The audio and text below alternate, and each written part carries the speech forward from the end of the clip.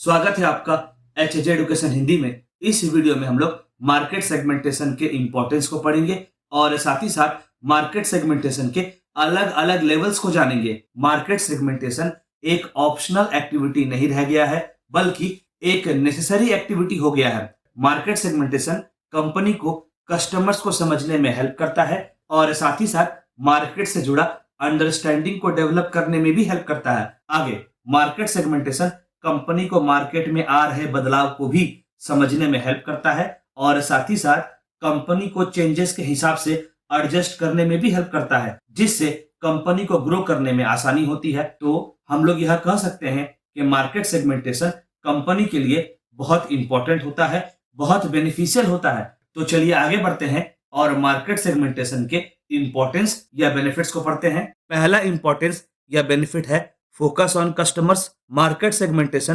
Company को customers पर focus करने में हेल्प करता है। मार्केट सेगमेंटेशन की सहायता से कंपनी अपने सारे एक्टिविटीज को कस्टमर्स को ध्यान में रखकर, कस्टमर्स की नीड्स और प्रेफरेंसेस को ध्यान में रखकर परफॉर्म कर सकती है। दूसरी तरह से कहा जाए तो मार्केट सेगमेंटेशन की सहायता से कंपनी अपने सारे एक्टिविटीज के फोकस में कस्टमर्स को प्लेस कर सकती है। इससे होता यह है कि कंपनी के लिए कस्टमर्स को पर्सनलाइज्ड प्रोडक्ट्स को अवेलेबल कराना आसान हो जाता है। कस्टमर से अच्छा रिलेशनशिप को मेंटेन करना आसान हो जाता है। कस्टमर्स को प्रोडक्ट से जुड़ा सेटिस्फैक्शन प्रोवाइड करना आसान हो जाता है और कंपनी के लिए लॉयल कस्टमर का बेस बनाना भी आसान हो जाता है। अगला इंपॉर्टेंस या बेनिफिट है proper utilisation of resources. Market segmentation company को रिसोर्सेज को प्रॉपरली एलोकेट करने में हेल्प करता है। ऐसा इसलिए क्योंकि मार्केट सेगमेंटेशन के हेल्प से कंपनी यह जान पाती है कि कौन सा सेगमेंट प्रॉफिटेबल है और कौन सा सेगमेंट प्रॉफिटेबल नहीं है। इस जानकारी के हेल्प से कंपनी यह तय कर पाती है कि कौन सा सेगमेंट को पहले सर्व करना है और कौन से सेगमेंट को बाद में सर्व करना है, या कौन से सेगमेंट में सर्व नहीं करना है। कंपनी यह जान पाती है कि कौन सा सेगमेंट में ज्यादा पोटेंशियल है, कंपनी को ग्रो करने में कौन सा मार्केट सेगमेंट हेल्प करने वाला है और कौन सा मार्केट सेगमेंट असल में कंपनी का प्रोडक्ट्स को परचेस करने के लिए तैयार है। कंपनी मार्केट सेगमेंट के हिसाब से एक्टिविटीज परफॉर्म करती है, अपने रिसोर्सेज को एलोकेट करती है, जिससे रिसोर्सेज का वेस्टेज नहीं होता, कंपनी का फोकस इंक्रीज होता है, जिसकी वजह से कंपनी का ओवरऑल एफिशिएंसी भी इंक्रीज होता है और एफिशिएंसी इंक्रीज होने से कंपनी का ओवरऑल परफॉर्मेंस भी इंप्रूव होता है। अगला है अचीविंग हायर रिटर्न्स। जब मार्केट सेगमेंटेशन के हेल्प से कंपनी अपने कस्टमर्स को, मार्केट को समझ पाती है, तो फिर कंपनी कस्टमर्स और मार्केट सेगमेंट को ध्यान में रखकर अपने मार्केटिंग स्ट्रेटजीज को डिजाइन करती है, प्रोडक्ट्स का प्रमोशनल एक्टिविटीज को डिजाइन करती है, जिससे होता यह है कि मार्केटिंग स्ट्रेटजी और प्रमोशनल स्ट्रेटजी का इफेक्टिवनेस बढ़ता है, जिससे कंपनी अपने इन्वेस्टमेंट पर ज्यादा रिटर्न कमा पाती है। अगला इंपॉर्टेंस या बेनिफिट है gaining competitive advantage. Market segmentation company को कॉम्पिटिटिव एडवांटेज गेन करने में हेल्प करता है। मार्केट सेगमेंटेशन की सहायता से company specific market segment, specific customers पर अच्छे से फोकस कर पाती है, जिससे कंपनी स्पेशलाइजेशन अचीव कर पाती है और अपने फील्ड पर एक्सपर्ट बन पाती है, प्रोडक्ट्स को अपने कॉम्पिटिटर से डिफरेंशिएट कर पाती है, अपना पॉजिटिव ब्रांड इमेज बना पाती है आदि। अगला इंपॉर्टेंस या बेनिफिट है product development and innovation. Market segmentation की सहायता से कंपनी मार्केट में आने वाले नए ट्रेंड को समझ पाती है और फ्यूचर डिमांड के बारे में अनुमान लगा पाती है। इससे कंपनी नए ट्रेंड के हिसाब से, फ्यूचर डिमांड के हिसाब से प्रोडक्ट्स को डेवलप कर पाती है, या पुराने प्रोडक्ट्स में इनोवेशन लाकर उसे नए ट्रेंड या फ्यूचर डिमांड के हिसाब से रेडी भी कर सकती है।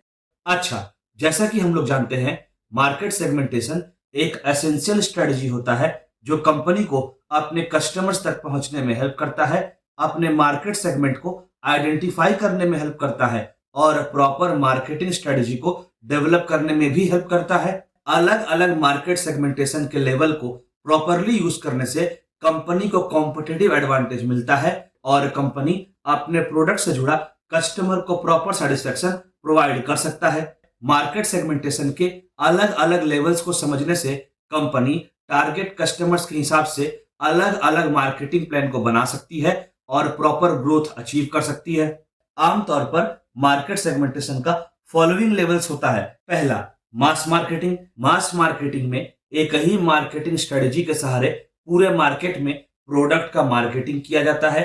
मार्केट सेगमेंटेशन का ब्रॉडेस्ट लेवल होता है मास मार्केटिंग। मास मार्केटिंग में यह अज्यूम किया जाता है कि सारे कस्टमर्स का सेम टेस्ट और प्रेफरेंसेस होता है, और मास मार्केटिंग में लार्जर कस्टमर्स तक पहुंचने के लिए standardised product, standardised marketing strategy, standardised promotional campaign को डेवलप किया जाता है।